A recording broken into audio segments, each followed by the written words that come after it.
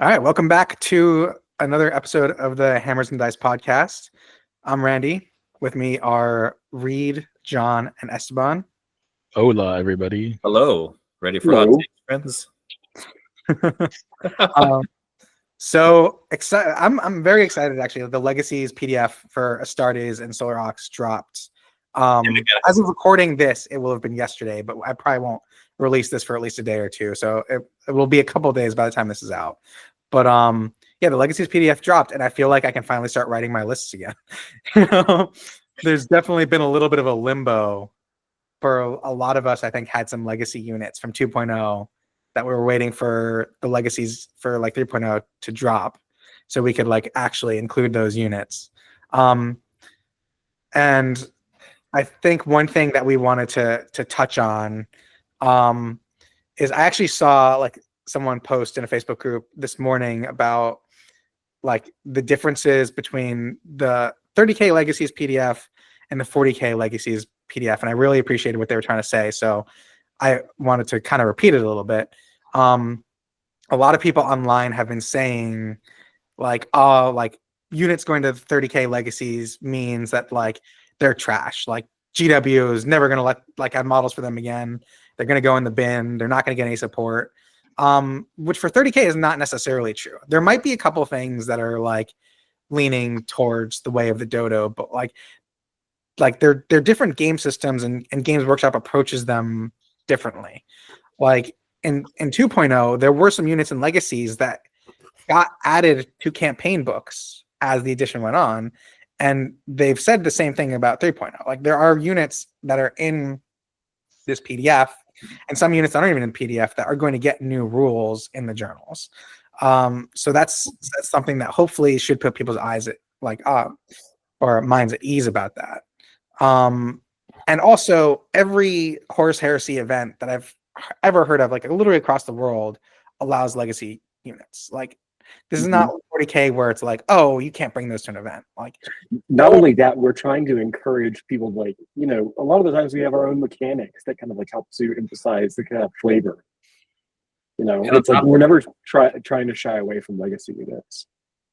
And just to add on to that, Games Workshop has publicly said that they will allow all, like, these are intended for use in all events. They even straight up said like Heresy isn't a competitive game where balance isn't the most important thing, where only codex units are legal, right? And legacies are for fun. No, they said like these are intended for use in the full game. So there's that as well.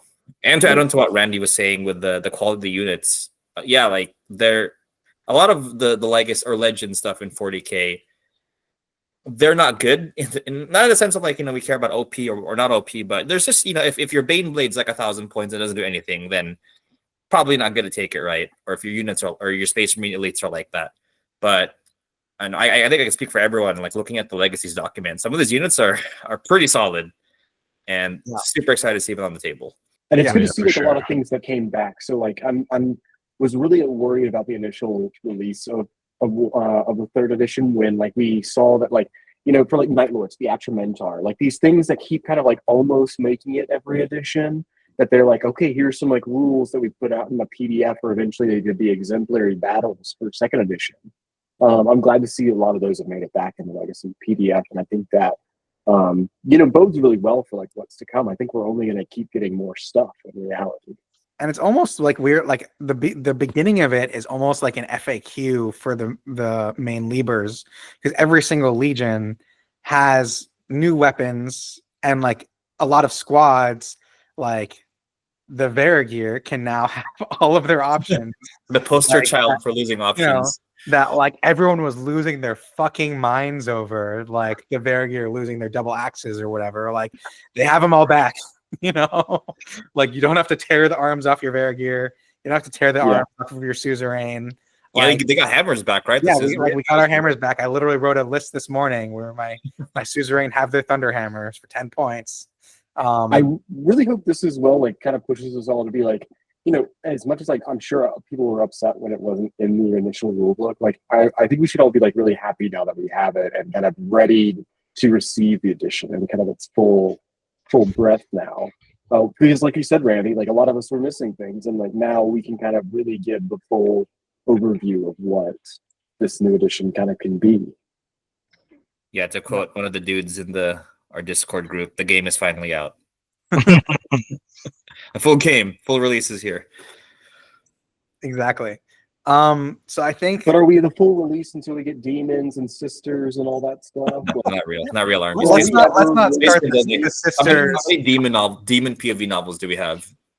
I really don't. I mean, to be fair, like when 2.0 came out, and I'm like, this is the part where like I can't help but roll my eyes over the people who are like upset that certain things aren't out yet. I'm like, if you look at the release of 2.0, all we had was Astartes for the first, like, what was it, almost a year at least, before literally Wait, 8 months. you gotta go further back to Or that. anything else but was out. it was our kinda, first yes. generation. It was For just 1.0 Astartes. That was, Heresy. Yeah. We were only Astartes for a long time. And, like- it took us a long time to get anyone else. yeah, and Hey, people. it was Mechanicum came out after a few months. I will say, Yeah.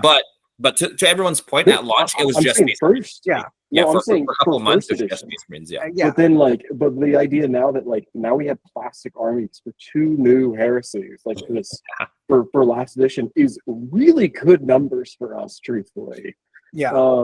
Let alone all the plastic for vehicles. So I'm hopeful now we can look like, all right, sisters, you lost a lot. Let's hope that we can get a full range now. Actually, before you go on, I want to just point this out because Reedy made a good point. At the end of the day, regardless of the quality of the rule set, regardless if it's a 3-year cycle or whatever, we're getting plastic breachers, guys. We have a plastic Thanatar. We have freaking plastic Mark II right now and plastic Saturn 9. Ignoring the rules, we're getting super cool models and these models don't expire. 3-year edition can suck it. These models are going to stay for a long time. I'm saying this as well, John, because I'm not to reemphasize it, but in 1.0, when you played that game, you played against Marines. If somebody else had a solar auxiliary army, in resin, you were which child did you sell to get this? It was a big deal. Or people were bringing Night List at that point in time, and I'm hopeful to see Night List again. That should be really interesting now. But it was only a Marine-based game, which is really cool. But now we get so much more variety because we've gotten so much in the past few years. Or it was and I didn't play the first edition, but from what I've heard, if someone brought Custodes against Marines, it was basically oh, well, you win. So again, people talk. I see so many people going back, oh, 1.0 was so perfect, it was so great, but I'm like, everything I've heard, there was a lot about it that was very, very broken, and people are looking at that edition through some very rose-colored glasses, I think. But I think if I'm correct in first edition, for just speaking about Custodes, I think they were the Talon of the Emperor at the time, and they could also take sisters just automatically in their detachment. So I think the idea was just in how we get in 2.0, we're hey, everyone, don't bring 3 heavy las cannon squads, or you're kind of not fun to be around. In that edition, it was just tune it down. We were still the same kind of community that was just able to, kind of self-regulate. Which, on to self-regulation, I know, Randy, you wanted to talk about some Legion consoles. I guess should we start with that? I mean, yeah, we can start with that. Why not? So, this is a 200-page document, so we're not going to go page by page. I think we're going to each kind of talk about what we each feel are the winners and losers of the PDF. But one thing that we have just been discussing in our community, because every console that was in the book pretty much has been given alternate options in the PDF in regards to, they can have jump packs now, they can have jet bikes now, they can have Terminator armor now, which was a big thing that people were upset about being missing in the Libers, which I agree with. I have a shit ton of console units, and I was like, oh, I guess I have to run these all as Centurions, whatever. So I was definitely not thrilled about that. So I'm glad that they addressed that. But it also looks like they didn't do anything to address the issue with the weapons they can carry. It looks like most of them at this point, at least the ones that are in the main Libers, are still locked to certain weapons.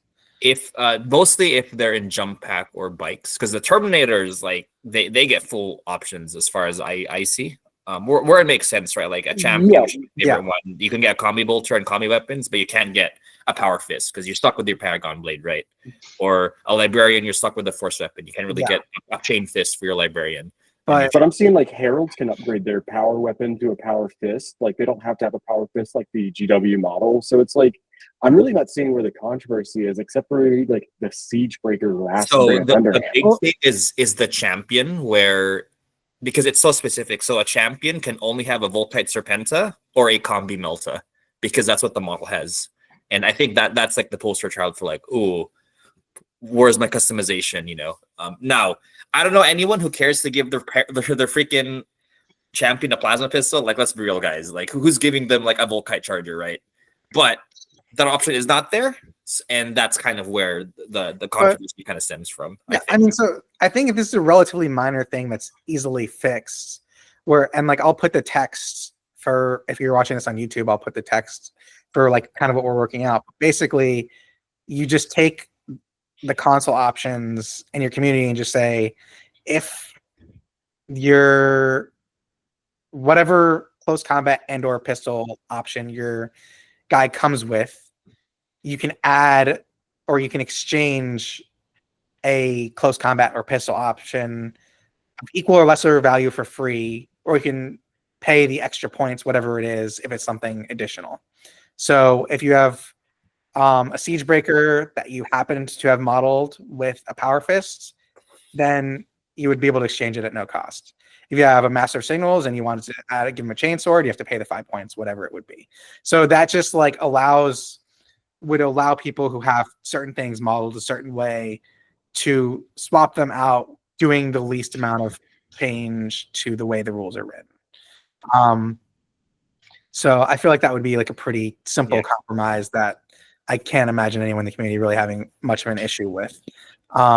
We had some limitations, and this is mostly me just really looking into it, where we didn't have this available for the champion, librarian, and esoterist, mainly because for the champion, he's like, I think out of everyone, the one console that would really see a spike in his power level if you gave him like a power fist or a thunder hammer, because he's already this combat beat stick, right? And you're with a paragon blade, and you're giving him options for more beat stickiness. Whereas like an overseer with a power fist doesn't really change what he's used for, or makes him overtuned, as they say. Or even like a chaplain, or more like giving a Mortat a power sword doesn't really make him crazy, right?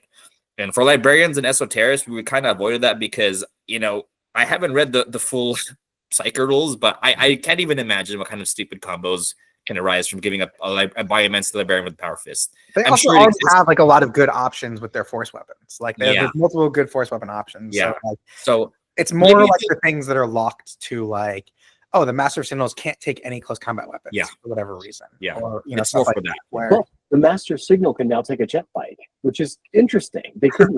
That wasn't in. Yeah. You got new things, everyone. You should be brand new stuff. Your W doesn't know their lore. Clearly, Master Signals can wear Terminator armor. I do think that it's a good decision, though, that like librarians shouldn't be able to take anything else. Like I think force weapons are very intentional for them as a discipline, like part of their discipline.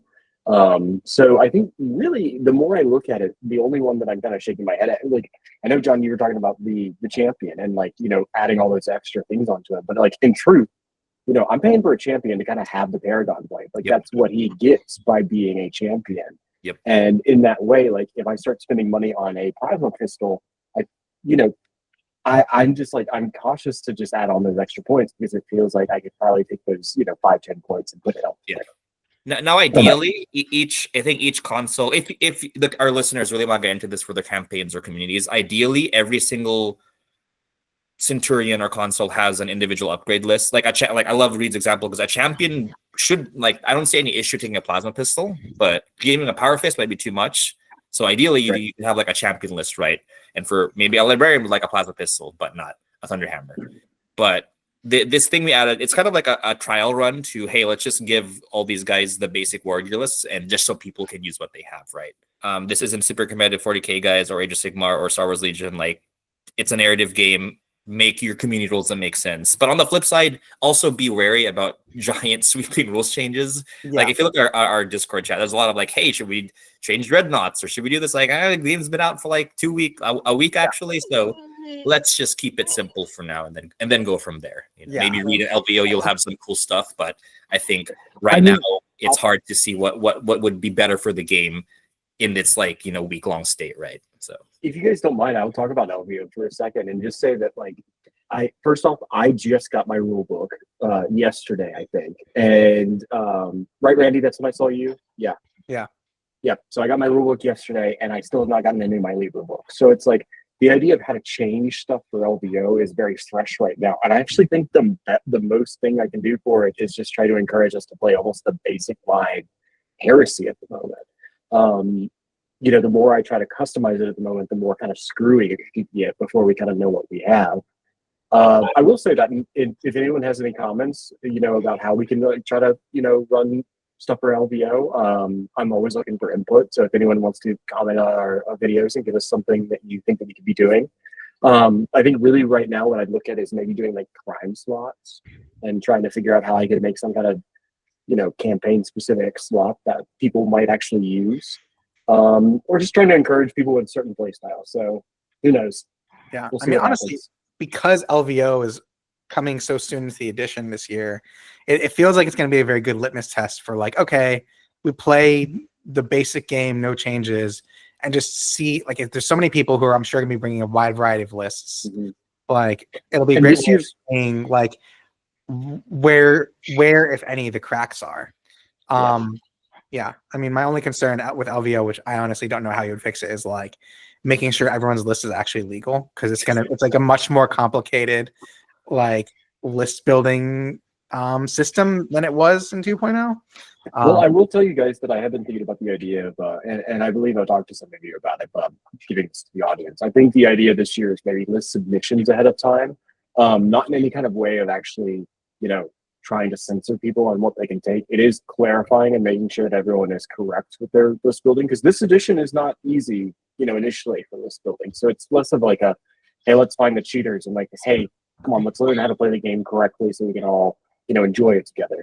I think doing a pairing system of like trying to match kind of equivalent style people. So like if somebody brings a lot of tanks, like I will pair them up against somebody with a lot of tanks, because I think that'd be really cool to see. So that's kind of what I'm thinking about. But right now, from what I know, LVO is expecting to be much smaller this year with the date and time change, along with venue. So there's so much up in the air with it right now. Yeah. But what I'm trying to emphasize for this coming LVO is trying to come up with new mission types potentially. I want to shout out to the Everyday 30K guys. They were really great with their event they put on in San Jose a couple of months ago. What was so amazing about their event was every board had a mission that was per that table. And it was like, small changes on like the kind of core missions that we knew, but like it was very specific and very themed for the area. There was one where it was probably like my third game where you had to go around. There were probably like 12 to 15 small buildings on this table, and our objective was basically to burn every building. And the more desolation you cause, the the more points you got. And it's like a salamander player. I was like, all right, I'm kicking the doors down and lighting everything on fire. Like, let's go. This is awesome. So that's my quick LVO spiel, because I know people are looking to see what's going to happen with it, but it's a big question mark at the moment. Yeah. And in case anybody doesn't know, Reed is the TO for Horus Heresy at LVO. So what he says as long as goes. you have me. I don't know about that. It's driven crazy by the fandom. Yeah, right. He's gone mad with power. You ever try to go mad without any power? It sucks. I don't know if you guys enjoy this sentence maybe as much as I do. But yeah, I think it's gonna be a lot of fun. I am sweating a little bit about it, because I'm like, how do I make it fun and cool for everyone? But there's just a lot of questions in the air this year, so I'm trying not to take it to, I mean, yeah, this year is going to be one of those years where it's just going to be like, it kind of is what it is. Like, it's like a new venue, new rule set, new date. Like, it's going to be a little bit of a shit no matter what, Plus, we've already had one this year, so it's like there's just a lot that goes into it. I was gonna say that's my number one problem with LVO this year is I don't have enough time to take off for it. Yeah, like I mean, I put so much of myself into running it for LVO, in January, and there's just because I took it really serious and I wanted it to be awesome. There's there's a big learning curve, and there's a lot to get done. And once again, sorry, not to derail our legacy stock, because I think we should be celebrating our new edition. it took a lot to get ready for January of this year, and just having a short lead time and kind of a lot of unknowns for becoming LVO. I'm just kind of taking it as like kind of a simpler kind of thing, and just like knowing that there are going to be a lot of awesome people. We're going to make it amazing because LVO, Frontline Gaming did give us a lot of terrain last year that we could kind of, we really tried to push the terrain last year.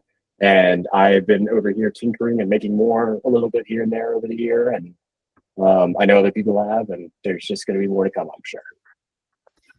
Yeah. All right, so let's move on to the legacies, the meat of the legacies PDF. Like I said, we're not going to go through every single thing, but who wants to start off with your highs and lows of the PDF? You know what? I'll start off since I started last time, and just like last time, we'll start with the lows. I want to say our lows is actually going to be all the console options specifically, and for one reason only. We don't have any options in Saturnine.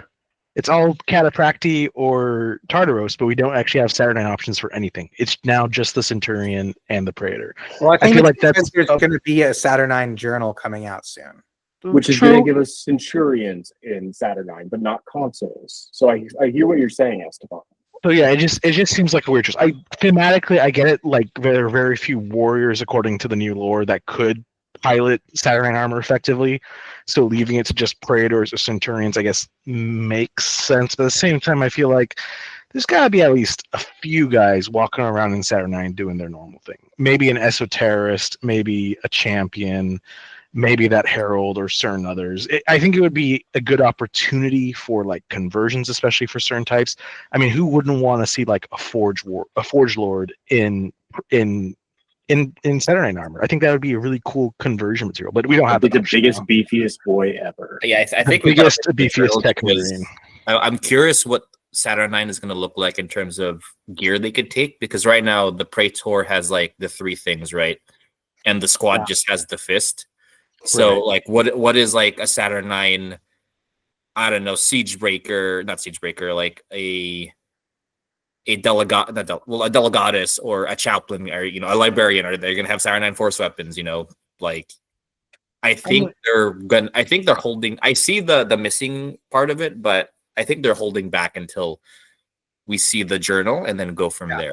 I mean, I wouldn't be surprised if that stuff does come at some point, but I think that's not what the purpose of the Legacy PDF is. Like it's to give you the options you already had, not to give new ones. There's nothing here. Like I think it's maybe whoever was writing the PDF didn't pay attention to the fact that the Master Nobles couldn't go on a jetbike before. So like I don't know, that was probably an unintended addition. But like there's nothing else in there that's like new per se. It's all he's got a jetpack as well. I mean, come on guys, we're getting so much here. So that would be my guess, is that it's not necessarily like never gonna happen. It's just like this isn't, if it's going to happen, this wouldn't be where they put it.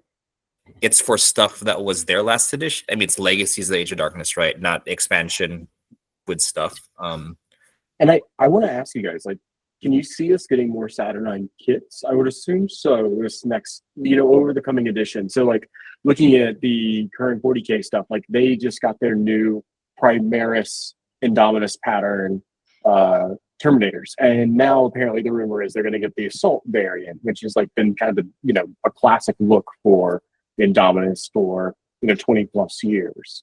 We know that the Centurion, the Saturnines are about to get the Saturn journal, and in there they talked about maybe making a like melee command squad variant. Like, I'm pretty sure. Mm-hmm. I think if we get anything, it probably wouldn't be for a while, and it might be like an upgrade kit. Sure. I don't think we would get like it would be like an extra spring. Like it'd be a different one. Like it'd be the question like, is, are we getting Saturnine Assault Terminators? The answer is yes, because the money bags will be there for people to buy them for sure. And actually, have you guys built your Dreadnought yet? I haven't, but when the customization comes, you should be able to, that's when I think you will get more console variants. So apparently there's a slot on the Saturnine back for like a miss. You know how like some dreadnoughts have like havoc launchers? So there's like a slot on the back that's clearly to put something in on the dreadnought. So I can imagine more upgrade sprues like Randy said, and like customization options, So I think we're gonna see some Lightning Claw Saturnine eventually. or hammer wielding, axe wielding Saturnine. Yeah. And maybe librarians and chaplains eventually. Yeah. What's something that was a positive for you in the PDF? Oh, positive for the PDF. It's gonna have to honestly just be the fact that they've brought back the expanded Legion armories. I feel like this is probably what took the whole extra week, honestly, just the formatting and rewriting all the rules. But the fact that we got everything from 2.0 that we had into the Legion armories, I think that goes to show that GW was paying attention. Like they realized the community backlash regarding a lot of the missing items was really not the way they should have been going forward. Because honestly, looking at all the war gear, everything else, this all could have been snuck into the main Liber book. And I think it is just some rules oversight at some point where they did not include it. And their realization of a whoopsie moment was like, okay, let's get these back in ASAP. Because everything's there pretty much. Even if it's not as good as before, and I'm complaining because I don't have good plasma repeaters anymore. It's all pretty much there, honestly. All those war gear options from 2.0 are there. And I think we're finally kind of reached our, like you were saying earlier, we finally have the full game release now. We're now an official release. So I think that's the major positive as far as just having all that stuff back. That's the win here. I mean, I agree. I think the armories coming back is huge. And especially not even just the armories, but like I said earlier, the fact that it's almost an FAQ for Legion specific units and be like, oh, you can take these weapons and you can take these weapons. Yes. That is something that I think they probably didn't intend to add. That at least for most things, that they went back and added because people were upset. And honestly, that's great. I can see the pessimistic argument being like, oh, why they didn't just do it in the first place? But it's like either they were planning on doing it, which you got to give them props for that, or they actually listened to you and changed their minds and decided to do it. So you got to give them props for that too. Either way, I think the point is they listen. They listen to us. The point is it's here now. If you want to be upset just for the sake of being upset, fine. No one can stop you from that. But you've gotten what you wanted at this point. No, I will say people, it is the lesson learned. If you don't get your way, that you should scream on the internet, making rage bait and calling people class traders for support GW. I don't think it's the answer. I think you should send I actually sent an email, I sent on the Heresy FAQ, whatever, hey guys, this sucks, I like your stuff, but please add this stuff back. Be civil, don't just make rage bait, know.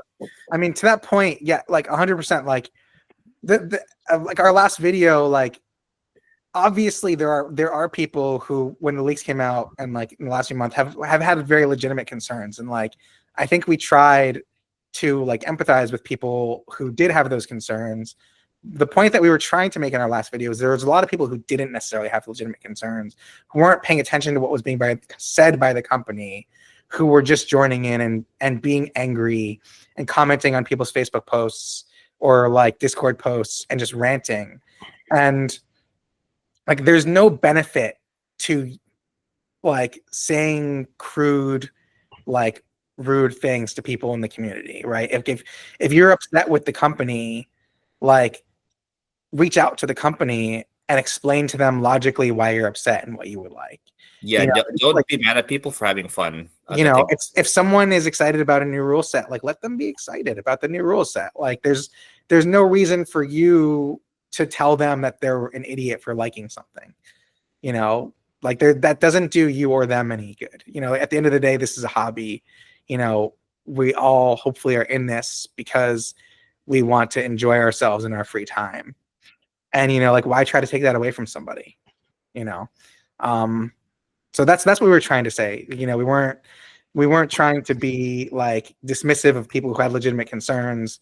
I just think there's fewer people with legitimate concerns than it seems that there are. Especially now. I think there's still some people who have been done dirty, but far, far fewer than what may have initially have been perceived. The militia players. I know who you're talking about, man. Sisters players, dude, you guys got fucked. I'm sorry. Yeah. But I mean, come on. Once again, you're getting a book in the future, right? But you've been a one kit range minus genetic roll, and I guess the special sister that came with the Watchers of the Throne models, Mhm. basically. Like, like you guys came out, you did not have a lot, and like this is me saying it. Like I've been building sisters, getting ready to do a full sisters army, but like what it tells me is that they they thought they were cool last edition. They thought they were cool first edition. Maybe we might actually get them this year, or like this edition, I guess I should say. And there is a rumor right now with Valrak, and I mean, like, not to say that he's, he's the only one who can give us any rumors, but like, there is the idea that there might be a War in the Webway box coming out, which might then give us demons, like more of those kind of models. Be cool. Yeah, see I that. think we can be more optimistic than just upset about it. Yeah. I guess to go back to the main meat, what are you guys like in terms of Legion upgrades? Like, what are you most excited about? Why don't you start, John? What do you? Oh, dude, I get Oh, Blood yeah. Angels and last year's Assault Cannons for sure. That Oh, yeah, super excited that I could that they don't have to be. And this is the weird thing, right? Like, I mean, I've been joking, half joking. I actually not even half joking. I have like 10,000 points of non-legend stuff or non-legacy stuff. I just happen to have no legacies units for whatever reason that are painted. Now I have like half built stuff, and I have like my last year's Assault Cannon squad is an example of they're technically rotor cannons, so I didn't get screwed technically. But being able to use them as a heavy weapon squad now with Assault Cannons is pretty hype for my Blood Angels, and especially because I got some more rapiers for them, and yeah, that the tactical support detachment where you get the 2 support slots, so that's going to be the Assault Cannon squad for anti-infantry and the rapiers for anti-armor. So super excited about that. Sons of Horus barely got anything, so not really gonna comment there. I guess Reva's gonna take Lightning Claws now. Hooray! I mean, Sons of Horus already had like all their stuff was still in the Yeah, main book. Like exactly. like their stuff was all ported over pretty well. Like there was stuff that was in Sieges of Lithonia that got moved into the main rulebook for them. Yeah. So they made out pretty well. I mean, for my legions that I play, the Ultramarines, the Suzerain got their Thunderhammers back. I'm happy with that. They didn't really have any additional stuff anyways. And then Sons of Horus didn't really get anything. The Emperor's Children got their Palatine, like their Phoenix Rapiers back, but the Palatine Blades already have a new weapon option, which is called Palatine Blade. And it's better than the Phoenix Rapier. So I don't think I really need Phoenix Rapiers for anything. Especially because like now that sergeants are only 1 attack, I don't feel the need to give them special weapons anymore. So I feel like I'm not going to be like adding those really to my lists much. And then the Thousand Sons have the Aether Fire weapons back, which is cool. So because I had a Aether Fire Blaster like support squad last edition, so I'm glad I can kind of use those guys again this edition. Yeah, how about you, Reed? Well, I mean, like I still haven't downloaded this edition fully, but I will say, I guess what I'm excited about right now is that Cassian Dracos seems to be not a piece of dog shit anymore. I think that's the kindest way I can put it from last edition, because first edition he was bar none the best dreadnought in the game, and I like never ran him, but and I bought his model right at the tail end of first, and then 2.0 came out and Legacies came out, and he was terrible, and he has never left the shelf nor gotten painted. But I think he could be fairly solid right now. He even has Battlesmith, which is interesting. I think that's kind of a cool thing for him to do as a dreadnought, so like he can maybe even kind of look behind and try to help out other vehicles, if I'm correct. He's got some cyber clergy. Yeah, right now, and he even has the what I will say, with the salamanders, they have the nice flamers that are really cool. Last edition it was nice. We just got the +1 strength to all of our flamers. Like that was an easy thing to keep up with. Now this edition, our flamers can only go on sergeants, so they're like kind of harder to get in some ways. At least Cassian Dracos comes with 2 forge-crafted heavy flamers. So that means he got the special salamander ones, which I am thankful for. Nice. Actually, that leads me to something that like I feel like has been done dirty. Rylanor and Telmecris have both been massacred in their rules. The fact that they're both like basically just vanilla dreadnoughts now, like I don't even understand. Like that it hurts me deep because I've had a Telmecris model for a couple years. But I literally just finished a Rylanor model that I took to Palm Springs Open, and like Yeah, to dig through my freaking closet for that soul cannon. And now his real self. I mean, I literally I just finished him, and like he's down to weapon skill 4. Literally his only special rule, which is themey and cool, but also ridiculously stupid, like in terms of the actual game, is that he can accept a challenge. Not he can't challenge, but he can accept a challenge from Fulgrim Transfigured. That's his one special rule, is that if he's in combat with Fulgrim Transfigured can challenge him. And I'm like, he would get absolutely destroyed in that combat. It would be cool if he had something where his explosion was in that challenge would be a lot or something. But there's nothing else. Like, if he had like a special gambit where he was like, oh, if Fulgrim kills him in a challenge, he has like a 50-50 chance of like making Fulgrim flee from the battlefield or something, like. But the problem with that is, though, it dictates that the player with Fulgrim has to challenge. Yeah. Like, let alone like if you give him something great that he could actually fight Fulgrim and make it really themey, then the person who just plays Fulgrim would be like, yeah, I'm just not going to take a challenge. Yeah. Or not issue the challenge, I guess. Oh, so it's like a dreadnought. So like, do you even really need to challenge a dreadnought anyways? Like, so it's one of those things where it's like, yeah, I get it. It's like, it's a little bit themey, but like he been done so dirty. Like, and same thing with Telmekris. I think his only special rule is that he has like hatred word bearers, which yes, themey, but like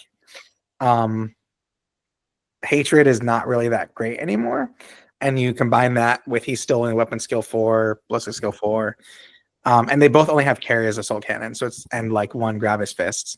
So it's not like either of them have any special weapons. So yeah, that makes me sad. That they've both been neutered so hard. But the Locutaris are looking great. I'm very happy that they're back. The Palatine Aquilae, I'm super happy that they're back.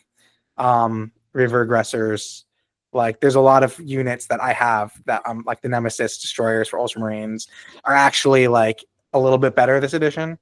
So there's a lot of cool stuff that I'm very happy is back, that I have models for that I'm going to be putting into my lists immediately.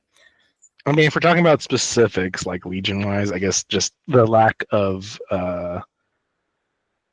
Holguin and Ferrith Redloss as far as characters. I'm sad at their exclusion. I didn't take them often, but I did occasionally like taking those 2 characters. I haven't had, again, as this document is only 2 days old now, I haven't had a chance to actually compare the old legacies with this new one, as well as what was in the previous levers against this. So I haven't had a chance to really see what is still missing. But I did notice that right off the bat. Say, Esteban, I think like what they even said when they were putting up the legacy is that we got most things. The things that we didn't were special named characters because they didn't have models. Right. I think there could still be a possibility of getting them back eventually.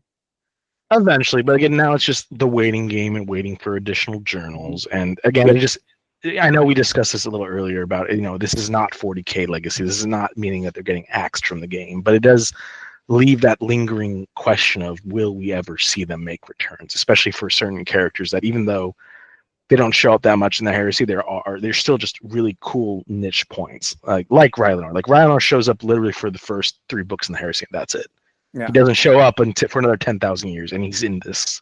I mean, I think we will. Like when we get the journals for the individual legions, I have to imagine that each one will have at least 1 or 2 special characters for each legion. It's not true for the first one. It was the time to give the Salamanders some more stuff. I was gonna say Salamander's made like a bandit in this edition. Yeah, Salamander's Our rules are good, but like once again, I wish we could get our Praetors, our special ones from Forge World. I've been waiting. I won't say patiently, but I have been waiting. And it would have been cool to get like Numion or something like that in the Spawn 3 journal or in the Spawn 5 journal. I wish we had gotten something like that, or at least some other character. Because there are a lot of cool Salamander characters that could be, kind of introduced to the lore. Agreed. And honestly, I feel like all the legions need a lot of characters, because right now I think the majority of them belong to the not the Cry Wolf on 2.0, but we have so many Imperial Fist and Sons of Horus characters now. It's like, come on, guys, we're in a new edition. Can we start getting some other characters soon? So I'm hoping that as the poster child for this one, I'm gonna walk out of this edition with like 17 new named characters, and I'm hoping the Iron Warriors get the same. Good luck to you, brothers. Let's get this done. all loyalist Iron Warriors. That's all the name characters they get. Well, apparently, right now, So Dantiok is Jack will be is- wild. Yeah, Like, no way. Dantiok would be a great model for them. And like, yeah, Numion should get one. But like, what I'm really hoping for, going back to our Saturnine discussion, is if they're going to give us new Legion specific, kits of, like, here's your, Dawn Breakers for the Blood Angels, but we're going to give you a new Terminator. I don't know. What they need to do is give the Salamanders the upgraded Saturnine pattern that Vulcan was literally about to start introducing before the massacre went down, and he like sent the kits out to get away, and they're in one that was a reference of Saturnine before this new box. But I'm hoping we get a special unit for him. Hopefully, right? Well, there are some Legion-specific Saturnine coming in the Saturnine Tactica, Journal Tactica, for The Thousand. Warriors. The I'm Thousand actually really excited about the Thousand Suns one. The Salamander ones are specifically talked about as having like weapons on their back. Like there's actually an image out there that shows the Nocturnian pattern Terminator armor, which is Saturnine power armor. They have basically like big guns on their back and stuff like that. Imagine mobile field artillery though, but they're just like tearing through people. Yeah, that's the classic art of Saturnine does have that back weapon, which would be super cool as a Salamanders thing. So maybe we can hope for that, and then I can hope for it in later edition. But once again, I'm derailing it. No, I mean that's a good. It's a good derail. Good derail. A good deal. Yeah. We all hope for more cool Saturnine stuff. We talked about this a little bit, but like I'm excited about the Sons of Horus Chieftain squad. John, Yeah, dude, dude, let me tell you. so much better than it did in the two. All right. My hot take: I don't think they actually got that much better. They still seem kind of weak to me. I know, John, you're like, what am I smoking? But Why are you smoking, dude? They're so good. Like, I now, agree. John, lack of they Vanguard look is there, amazing. but And the fact, like, I mean, the big issue that I had with them in 2.0 was that they couldn't take a Land Raider dedicated transport, and now they could get a Land Raider just like any other unit can. Like, yes. So that makes them much more viable for me. For me, it's their value. Like, I compare them to a commands, because a lot of these special units, you kind of compare them to generic They're option, Legion equivalent. Yeah. where I compare them to a Praetorian command squad, and for I think 5 more points a model, they get a Breacher Shield, they get a Bane Strike Bolter, and they get a special role that says if there's a character in the unit that participates in the challenge, then for that combat phase, you just get +1 to wound, which is kind of wild for 5 points extra a model. Now they don't have Vanguard, which I think is fair, but thinking about that and command, because command squads don't have Vanguard or line, but it does give them this kind of, I think Cryptics or Chris point in the Discord, where they have this niche role where they can assault midfield objectives and still hold them for the points that they're worth. Because a lot of midfield objectives, like the mission I played, the midfield objective was 3 points, not just 1. And my Justarin, we're going to assault it, but Chris moved his Dawnbreakers away.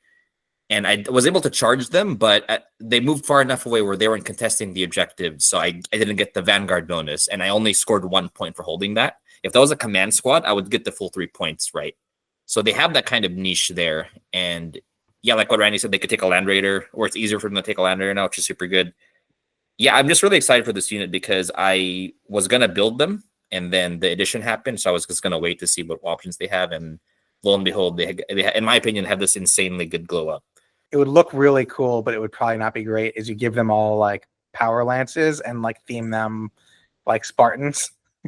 Oh, okay. That'd be funny. Actually, on that note, another unit I'm super excited about is the veteran Breacher squad. Oh yeah, And it is a Breacher squad that's 2 wounds, weapon skill 5, and take Ballistic skill multi 5, chargers or weapon skill 5, ballistic skill 5, right? Oh, their weapon skill I 5. think they're weapon skill 5. Yes, their weapon They are skill weapon skill 5. 5. Yeah. Features are Yeah. weapon skill 5. Yeah. Shit. These are. This is the unit why I think they're kind of crap, because the veteran Breacher squad does almost the exact same thing as Chieftains.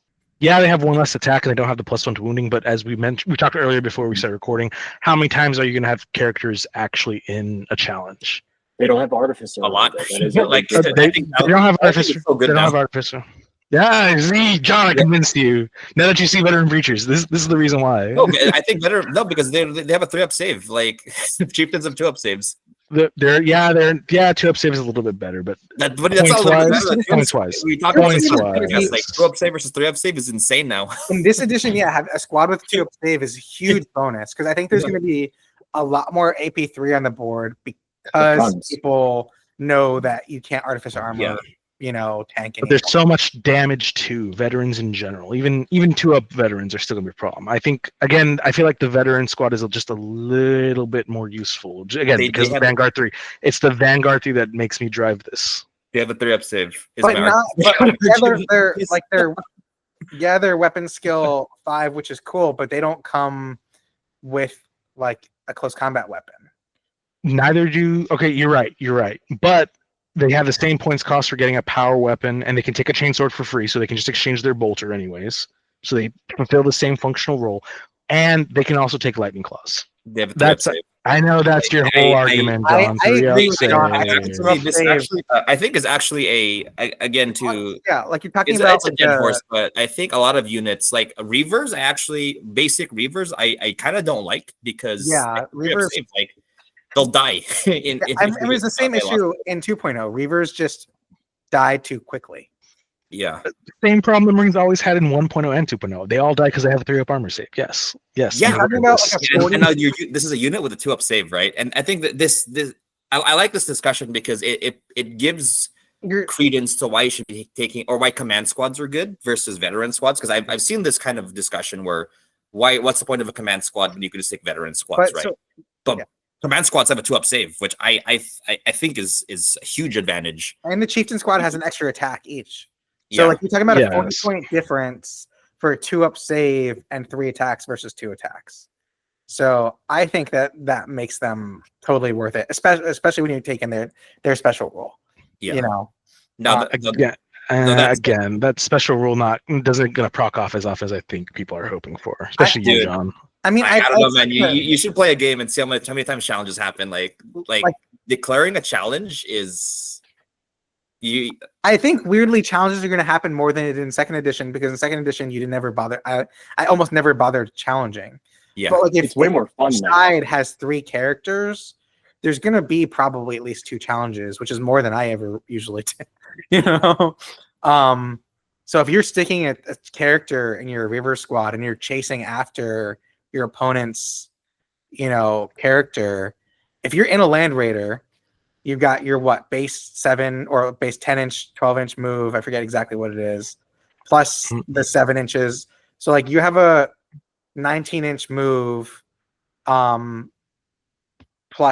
like a 1-inch setup because they're heavy, plus potentially another 6 inches on your charge. Like it's harder for units to hide from each other in this edition. Yeah. Especially also because tanks can just move through infantry, so you can't even like block your fancy squads off. So if you're like, I'm coming after your squad, unless you're gonna hide that squad on the far edge of the board, in which case they're useless anyways. If you want to get into them, it's gonna be hard to stop someone. Yeah. Now on that note, going back to veteran breachers, I still think veteran breachers are sick, and especially I think you could get a lot of cool modeling opportunities with the squad. Someone pointed out you could do World Eaters Triarii, where they have power weapons and breaching shields, which would be super cool. Just having this unit or getting phalanx orders for everyone, or that kind of theme of given the elite breacher squad that is pretty good at melee, I think is super cool. And I'm excited to see. And also you can do Volkite Chargers again, because I have a whole breacher squad. Yeah. With Volkite Chargers that's the only way to run them now is as veterans. Which honestly feels like a loss to them, honestly, because I'd rather take a power weapon than a Volkite Charger, honestly. That's fair. Yeah. That's fair. What do you guys think of the veteran heavy support squad? So it's silly. It's so silly, but necessary. I don't see its point. It's so interesting because what actually do they get? I know they have.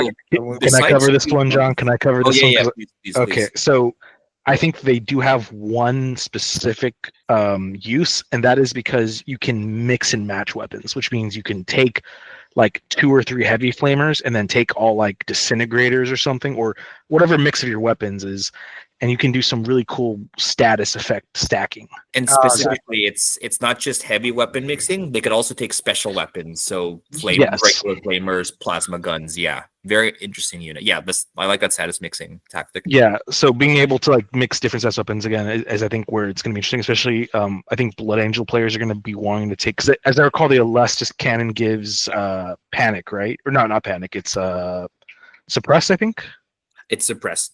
Right, so you combine that with a heavy flamer giving, oh my gosh, I can't remember all my rules. So panic 2. That one. Yeah. Yeah. Now you're just forcing a bunch of status effect checks, and they're going to more likely fail that with one volley of shooting. And because you can take them in these really small 5-man squads, you can keep the points down, toss them in Moreno, jump them out, and they're doing their thing. Yeah, this is a very interesting unit. I don't. That's actually a good point. Like, if you're like trying to just. It's like, oh, that squad's an objective. I'm going to force them to take 3 different status checks from this one squad. That's kind of actually an interesting strategy. It sounds kind of cheesy. I don't know. I mean, it is cheesy, but 100%. Okay, now you're going to roll for this one, and now you're going to roll for this status effect, and now this one. Let's hope that this one, I don't know. That doesn't feel very good to me. Yeah, that seems like something you're going to see certain players that we all know. Run it out. There is one other thing which is really interesting, which is implacable advance on them, which means they don't have to treat weapons that don't have heavier ordnance as having the assault trait. I'm not sure how many weapons that applies to necessarily, but it is going to mean that doing a charge and then getting your volley fire is going to be a bit interesting for them. Yeah, they're going to suck in combat, but maybe for the right kind of shooting weapons, it's kind of interesting. Or you play a Legion, painted sea green, where their Legion trait is the powerful ballistic skill volley fire. Yeah, honestly, I'm not gonna lie. Veteran Sons of Horus might actually be a legit trait here. Actually, yeah, I agree. I guess that's actually like Sons of Horus of this with like plasma guns, like double shooting would be wild. And to explain the double shooting trick, so it involves shooting in the shooting phase, and then in the assault phase, you set up where you could volley fire. This usually requires a transport, so you're close enough to make a charge. But you shoot in the shooting phase, and then in the charge phase, you volley fire. And with the implacable advance, let's do volley fire with non-assault weapons, right? Like plasma guns or whatever. And you essentially get 2 rounds of shooting, which could be pretty devastating against the right targets. Actually, I was scrolling down, and let's talk about this. This I think is a fun discussion. So there's this unit called the Tartaros Siege Squad. Yes. Long story short, it is a Tartaros squad that can take all heavy weapons, like all autocannons. What do you guys think about this abomination? Plasma was as good as last edition. This would have been the most amazing Dark Angels unit, because just take 10 plasma blasters. But plasma blasters kind of suck, so I'm kind of sad. But I think it's kind of interesting. Especially even with the loss of plasma being as good as it is, I think a plasma blaster might actually be like a low-key cool choice there. Just because that sustained fire at strength 8 and 18 inches is kind of neat, especially since it's like wounding. It's they're basically dreadnought killers. I think at that point with plasma blasters at strength 7, strength 8. So I have a weird theory. I don't know if this is true or not. I might just be making a rumor. I think it's true. I feel like after the backlash, this unit, they made it up to give Tartarus Terminators power fists, and then whoever was doing the FAQ put it into the FAQ, and then they were like, oh wait, but we already told them we were going to make this unit, how do we make it different? And so they were like, give them more heavy weapons. Yeah, I don't know. I kind of don't agree with that. I think it was just an oversight originally in the first book. Maybe I don't know. It's possible, but it makes me laugh. Because this unit makes no sense. In terms of real world reasons. Like earlier, we're saying, hey, this legacy. Again, this wasn't a legacy thing. This wasn't something that existed before. So I'm like, why did this need to be in here? If it wasn't, I think because you can imagine that there are 5 Tartarus Terminators sitting there with, the Reaper autocannons and hosing down people. That is a cool idea for people. No, I'm not saying it's not a cool idea, but I'm saying it's not something that existed before. Which, if we're talking about this document being something that is mainly units that were already in 1.0 and 2.0, it's a weird addition. So that's where that theory comes from for me. Well, I don't think we had veteran breachers last edition as well. So like, Yeah. I think like there's just a little bit of give and take with trying to set us up with, I think, like what the legions could actually feasibly field at this point. Yeah. I mean, maybe it's like a herald of like stuff that's coming in journals, so that could Right. well. But yeah, I mean, I think that's like a really interesting. You just load them all up with like plasma blasters. I mean, if you look at the Reaper autocannon, it is actually not that bad. I mean, 36-inch range, firepower 2, strength 6, breaching 6 up, firepower being heavy. It's interesting. I think we should run it just because of the memes of like, this is such a unit of a unit. It's 10 Tartaros with 10 autocannons for 450 points. Well, also they're Vanguard, so like you could sit them back and shoot squads and objectives. I'm actually thinking just take like they're Vanguard 3, so like you could actually like that's not a bad use for these guys. Is like you didn't even try to get them close. You just shoot at tactical squads and objectives. Yo, looking at 3D printed autocannons right now. Actually, they're faster. I think actually the heavy flamer might be a better option. Take like 3 or 4, and then everyone else with autocannons. That way you've got a mix of both heavy firepower and panic causing flamers. Yeah, but then you have to get close with the flamers. Like so then you're in Tartaros. You want to get close with your armor. I think you do a squad of 10 with autocannons and then like a 5-man squad or something with heavy flame. Like honestly, even just a squad of 5 heavy flamers in the Land Raider would do work for this. It would be scary funny. It's only like it's like 200 points. I'm just saying, what I would do would be like, because I wouldn't want to give them, I wouldn't want to keep them as cheap as possible. So like, not wasting a Land Raider on them. Just basically giving them the Reaper autocannon, hiding them in the back, then having them pop out to shoot tactic squads on objectives. Yeah. And then you're literally just scoring 3 points if you get them off the objective. Hey, drop on Vanguard only works in close combat though, right? Does it work on shooting attacks? Yep. If you that was an objective. You get you get a unit off. That's why Justarin are stupid because they have freaking combi Bane Strike. Right. You don't have to be anywhere near the objective. If you get them off of it, you get points. So that's what that's making me want to build this squad now. So this unit has been like Randy's conspiracy theory ever since like it's kind of sad. I think you're right. This unit just makes no sense. That it has to make sense that they just made this up. I'm sticking by that theory. I have no idea if it's true or not, but I was gonna say I'm looking through all the Legion lists, and I wish you could switch out the heavy flamer for an Alestis assault cannon, because then Blood Angels would be amazing. And you know what? I gotta correct myself here. I thought it was the Alestis assault cannon that gave you suppress. It isn't. It's actually just a regular rotor cannon that gives you or not suppress. The I'm looking through the book right now, trying to read rules. Murders. The suppressive one. Yeah, but it would be awesome if you could do it, but you can't. To clarify for everyone listening, you can't do that, which I wish you could. Okay, so it sounds like all of you guys are going to add a Tartarus, Siege Terminator squad. Absolutely, 10 chain fists. Only 10 chain fists all the when way. models come out. I'm like a new scale like worshiper here. I mean, I probably if I probably won't.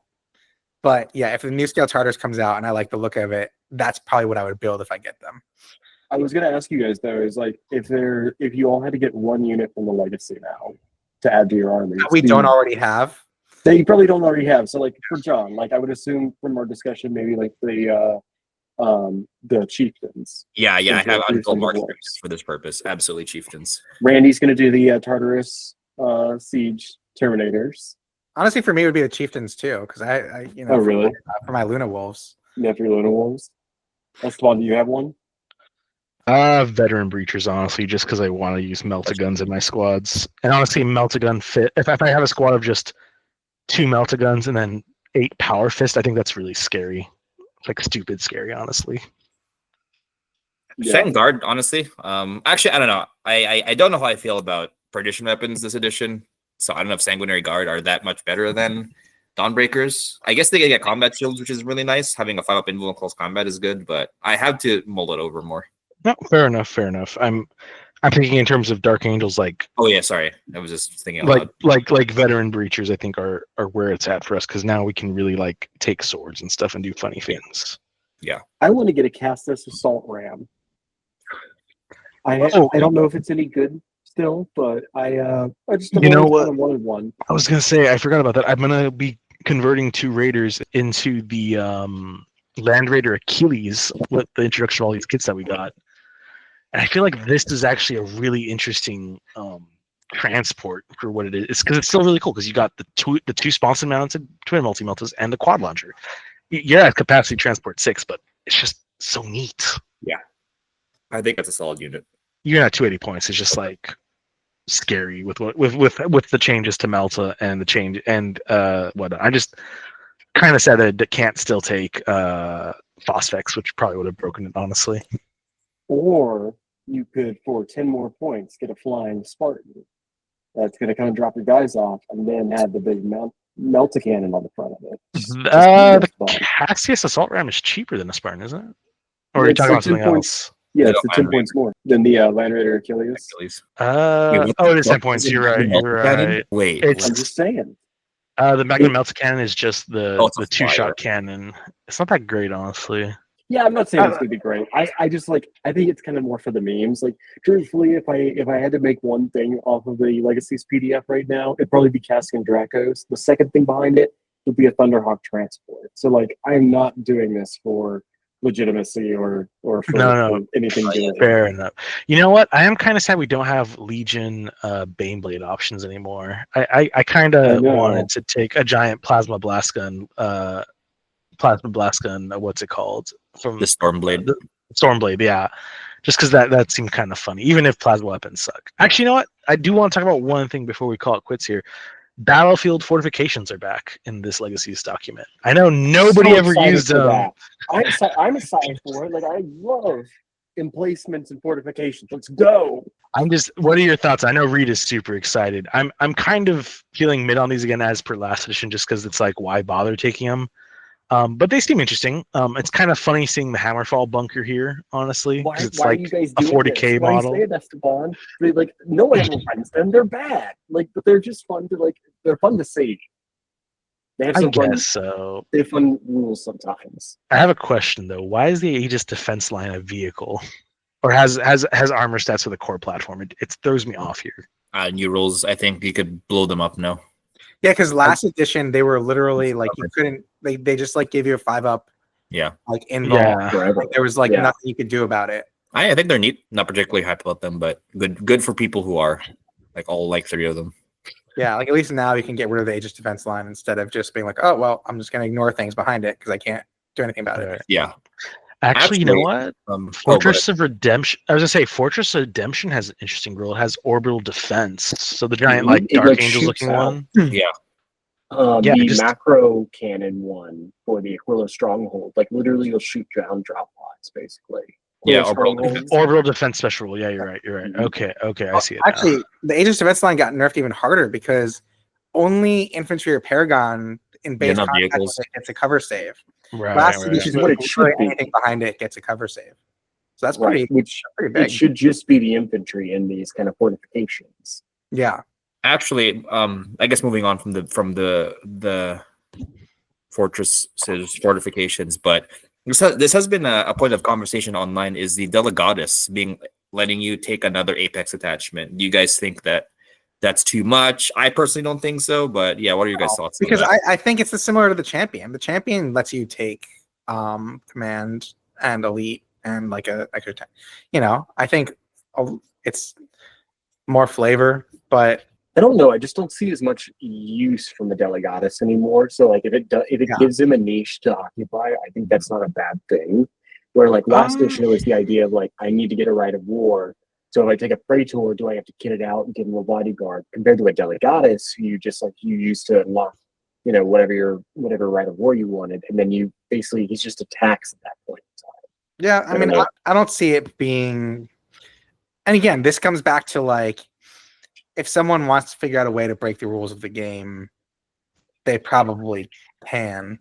You know, I don't think it's necessary. This is what breaks the camel's back, but like, I don't see it necessarily. I mean, we'll see how the edition plays out, but I don't necessarily see it being something that like totally breaks the game. Yeah, I think on paper it seems like, oh no, you could take more Apex, but I think realistically, like, what are you actually taking that requires multiple Apex that isn't kind of spamming an Yeah. elite I thing, mean, right? those units are expensive. You're gonna want to put them in transports or something, which are also expensive. Right. Like, if you want to go with a small elite list, that comes with its own risks, you know. So here's the funny thing about it. It is a command, and it gives you the apex. You only take one. It is interesting because of that. It is just such a weird thing. Like, you can technically turn him into a praetor by giving him the paragon of battle. So he's a cheaper praetor at that point, even though you're wasting a prime. He's just such a weird unit. I think. Well, he's and not high command, so it's not technically. He doesn't give Well, you the extra. He actually, so if you take a Praetor and a Delegatus, I think you could lose Slay the Warlord twice. Because That's good just up twice. Yeah. so like if you're trying to like cheese that and someone kills your Praetor and also like Slay the Warlord is worth more points in this edition. it's like 3 points now, or it could be the game 3 is points. worth like 3 points or something. So I'm like, you're potentially choosing to give up like 6 points in Slay the Warlord for those detachments. So it comes with some risk. Yeah. You know. Which then at that point, if you think about it in the battlefield, there's these two high command officers hanging out together, and they both get murked in the same battle, then like that kind of really does suck for that unit, for that army. Mhm. Like, you do have to kind of suffer those consequences. Yeah, like listeners, like let us know if any broken combos you find with this guy. And I mean, we're just gonna say it's too much. Like, don't take it, right? Like, don't take 50 Kratoses, right, or whatever. I mean, take it if you want to save 20 points. That's my opinion on it. Well, I mean, don't think if you want to take him instead of the Praetor, because honestly, like we were talking about how the Praetor is probably not worth the points. Like, if you're like, I want my good close combat guy to be a champion with Paragon of, battle, and then if you just want a cheaper unit that's going to unlock your Apex, you run a Delegatus instead of the Praetor. That's actually not like a bad. But you don't get the third reaction point, which you only get with a Praetor. True. That's true. Yeah. Huge, I think. So you have that trade off, but if you're running like Ultramarines, let's say, you have a free third reaction anyways. Mhm. So you could say, like, instead of having a fourth reaction, you do your 3 reactions and you're saving some points. So yeah, and there's ways around it too. Also, I think that what's it called? The new squad, like the Augur squad in the journal. Augury command squad. The command squad thingy? I think they do something about They reaction. regenerate points. They you can refund basically, like, I think on a it's some straight roll. It's like a 2/3 chance. I think it's an intelligence check if a unit's doing a reaction with an 18, and then if it passes, it refunds you the point. So Yeah. it's So like you could do It's something. not a guaranteed though. It's not a guarantee. It's not a guarantee, but you could give them a cyber familiar to buff it up. So like there's ways of, like, if you want to save some points, but you want to, I don't know. I mean, I think, running this and a Praetor seems to me like it would be a little much, but then again, you're risking 6 victory points potentially. Yeah, or more. if you really want your double apex, right? Yeah. If you want your double word bearers apex with like 50 malefic infantry, actually that'd be super cool. One of you guys should do that. But yeah, John, I know you, like, we don't have to go like super in depth into it, but like, what are your thoughts? Because I think, for me personally, I don't know Solar Ox. like Solar Ox or Mech as well as you. So, like, actually, one more thing before I go there. Something I've been adding to my list is the Forge Lord. I'm a big one of the Battlesmith this edition because vehicle status effects suck. So I've been kind of putting Tech Marines in, but that requires a new detachment. So Forge Lord being a command option that gives you Battlesmith and a Machinator Array, which lets you Battlesmith twice. I think if you guys are looking at adding Tech Marines to your armies, look at a Forge Lord instead. I think might be. I'm actually thinking a Tech Marine might, like, if you're taking more than 2 or 3 vehicles, you might just have to take a Tech Marine. Yeah, I agree. But anyways, Forge Lord add aside, I think Solar Ox came out really well. A lot of the main options that were removed from the Libers, which is the veteran-ish squad that lets you take multiple special weapons. I forgot what they're called, but I think they're called companions, and they're back now. So if you want your vet Solar Ox squad with Melta guns, that's there again, which is super cool. And they really fixed the issues with the super heavies, where last edition the Solar Ox super heavies were the Legacies ones, at least, were just super expensive for not, and you don't get a lot. You know, they were the poster child of just this unit is a free PDF of like garbage, where they're like 800 points, and they're worse than a fell blade, but you're paying almost double the price for them. Whereas now they're more appropriately costed. And which gives me hope for militia, right? For you, Reed, where they're like super heavy, like the Bane blade. It's not like amazing, but you're paying 500 points for it. It's fine for that cost. And I can say, like, from what I've seen as well, once again, very new to this, but like most things seem to be at least playable, if not, okay, pretty good. Like John, you were exactly right. Like last edition, you'd be laughed at if you bought a Bane blade to anything, from militia to Solar Ox to the Legion, because it was just such a bad option. I don't really know if it's any better now, but like just with the idea that vehicles are more survivable at the moment, at least, it makes them a more desirable option potentially. Yeah, I agree. Although interesting, the Shadow Sword got hella nerfed, where the Volcano Cannon has this new rule, and I think and some other Titan weapons too, but we just haven't seen them because we're not playing with our Titans yet. But there's a rule called Macro Aspects, where it's essentially a rule that says this gun is a Titan killer, so it's hard for it to shoot smaller things. So you snap shoot against non-Titans or super heavies, which kind of sucks for our Shadow Sword fans, shooting Volcano Cannons at Terminators and Tac Squads, because now you'll be snap shooting against those. Yeah, that is weird, because I mean, I guess it's one of those things where it's like you would, I guess, only bring them in games where you're going to play against other super heavies or Titans. Yeah, it would be weird if you're bringing them to an event, because like chances are you're not going to run into many, at least until the Plastic Fellblade comes out, and then there's going to be one.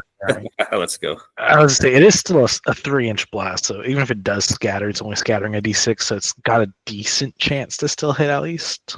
Yeah.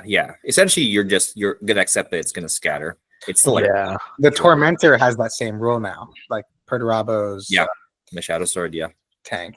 Yeah. So actually, I wanted to bring this up. I just didn't get a chance to bring it up. You were mentioning taking vehicles, and like a Forge Lord is like your best option. What about the Mortifactor?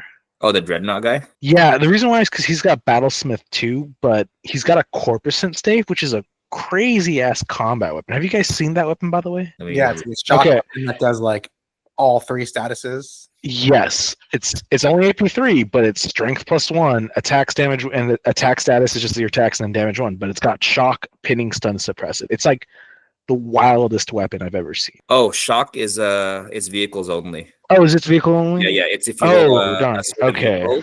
But still, like you have what 3 attacks, and if you're playing a Kratos with this, somehow if you get there, you could really mess them up. Just have it starting at vehicles.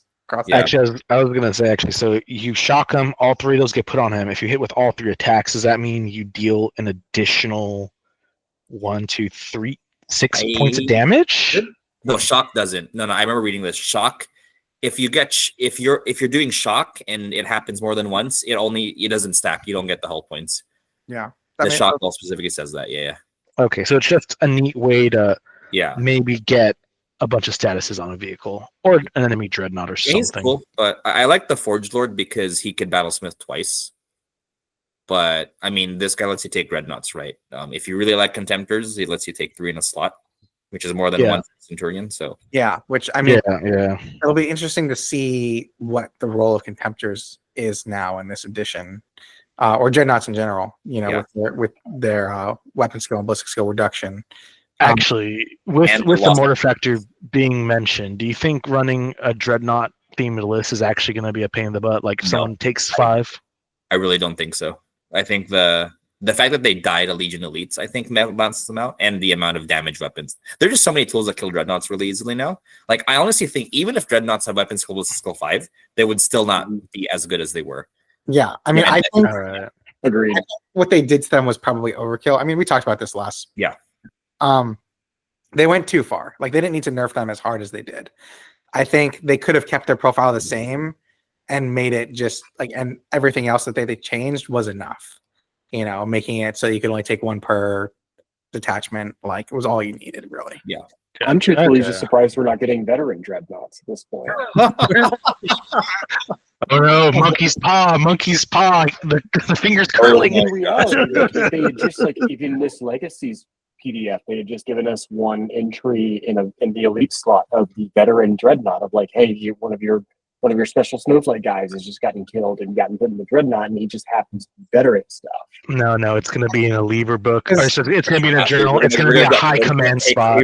Remember Cortuses from first edition? They're gonna make them like weapon skill 3 That's now. what I'm saying, man. Like instantly. the ones that we currently have in the lever books could almost be like the shitty versions, like the ones that they had to put together really quick, and then while like Honored Telemacrius and Rhinosaur should be more of this like kind of special dreadnought, the veteran dreadnought profile. Yeah, and I think that there's lore precedent for that too, because in 40k dreadnoughts are very revered and rare, but in 30k, they have the technology to like put everyone in one, right? They just don't do it all the time, but entire companies of dreadnoughts is a thing. And yeah, I mean, like, I'm really like venerable. Duh, it exists. They're called venerable dreadnoughts. There we go. Yeah, they had a venerable dreadnought model, the Tempter model. Yeah. For a while. All right, so what they're going to do is in one of the books, they're going to give us a new prime slot that you can only take it on special, on the dreadnought slot. And that's how they become venerable and, Bob's right. Yo, that's actually kind of hype. Like Loki. Let's take this a step further. Praetor in dreadnought, Praetor in Contemptor dreadnought armor. Just Well, I make him think Praetor the Iron Contemptor. Hands actually do have. I don't know if they don't. They should. No, They the really Iron need- Hands have a thing where you can. I don't know if it buffs the weapon skill, but it allows their dreadnought to accept and issue challenges. Oh, sorry. Hold up. I didn't understand what you're saying, Randy. So I've they, always thought that they should have a dreadnought HQ, basically. yeah, not HQ, but no, like they do have like, of course it would be the Iron Hands. They have some sort of weird buff to their dreadnoughts. I think it can only be Contemptors. I'm not 100% sure, but yeah, I saw on one of like the early SN battle reports that they did that. Oh, So, yeah, it is. Ironclad. Ironclad. Yeah. Okay. Or the Ironclad, yeah. Add one additional war engine battlefield role slot to the attachment. Yeah, gets champion. Units that fill this slot gains the champion subtype. So it doesn't buff their weapon skill, but it does allow them to take challenges, which is pretty cool. Any dreadnought, so having like a Leviathan with a T8 would be crazy because you're basically never killing it. And it just needs to get lucky once or twice to kill you.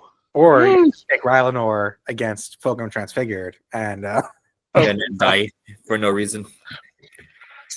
build 2 Emperor's Children's lists and give one to your opponent so you can play out this fantasy. That's what I'm hearing is your goal, Randy. I will never build and paint Fulgrim Transfigured. With enough money, you too could run this mission. I do not have it in me to attempt that model. I did finally get a Fulgrim, or I ordered a Fulgrim. Now that Nice. there was a recent GW restock in the States this week, and like stuff that's been out is like finally back. Like literally, I think Fulgrim has been out for like a year. Like, Randy, would you ever get the 40K Fulgrim instead? no, I hate it. I if I was going to run Fulgrim Transfigured, I would get that one. I think I like the Angron 40K better than the Transfigured one. I actually think the Transfigured Angron looks sick. I love the Transfigured Angron. I think that when they explained to me why it looks that way, it grew on me. But I think as a game piece, the 40k one is just a unit. Just buy just have to both say and the use. plastic. The His rules are plastic is just boring so and much- they like as fuck, but whatever. Just grab the plastic wings and put them on the on the resin Fulgrim. It's a totally acceptable conversion. It's only like $300-400 to Yeah. do. Like I like the look of the resin Fulgrim better. But yeah, the plastic, I would never fuck with that. Like that's just having worked with a lot of resin at this point. I don't like that's a model where you build it and then you never touch it again. You can't play with that model. Yeah. Like it break like I've said this before. Like there was a guy who brought it to Palm Springs last year and it like broke multiple times while he was playing. Like, I'm terrified enough to move my Warhound Titan 5 inches, let alone. Man. And I'm looking at Garo right now. He has freaking like his stats are insane. He has he's a Praetor equivalent with a Paragon blade that has this edge too, but you can't take him in the list because he has to be your high command. To be Knights Errant, right? Yeah, so that's the weird thing with the Knights Errant rules. I was gonna like bring that up. Like, I don't know what the deal is with the like Knights Errant. Because essentially it says this is a faction, so your main faction has to be Knights Errant, which means that if you want to ally stuff in, 50% of your army has to be Knights Errant. But there's only 2 Knights Errant units, which is Garrow and Rubio. And it's not like you can make other units Knights Errant. So it seems like maybe a typo, or I think you just used it. You have to use the command slot, don't you? You have to Well, you use can't. the prime so advantage. Rubio, huh? You're right. Yeah, you Rubio, take him yeah, out. you're right. you- You're right. Like Rubio is a regular command, but Nathaniel is the high command. So I think you Yeah, just you can't take high command in an allied detachment. You can. You do you the use the prime advantage. that makes a command a prime, yeah. But sorry, it makes the command a high command, but that high command doesn't unlock Apex. It's Oh. the wording is special assignment. This prime advantage can only be selected for a command slot. A command slot for which this prime advantage is selected may be filled by a high command unit. Oh, Yeah. so you're doing allied detachment. He yeah, would be in the prime slot as a command. correct. Yeah. Heroin So stock you right now. I mean, so that's weird. And also, the thing that sucks is that I think it says if you have units attached to a squad that's not the same faction, they have like debuffs, something like that. So like, just take some tactical squads and make them knights errant. Right. That's a faction choice. That's not I a- don't think you I can. don't think it is. It's only Garrow and Yeah. Rubio. Dying shit. Okay. Something for them to write So in the like, next you journal. just kind of have them like Yeah. running around by themselves in the field and hope they don't get targeted by las cannons. But yeah, I mean, that's one of those ones where if I was gonna do like a mission, like, because I mean, I feel like you're only really gonna run them in like a narrative game. It would be one of those things where I'd just be like, yeah, you're cool with them just joining a squad and it's fine, right? You know, Yeah.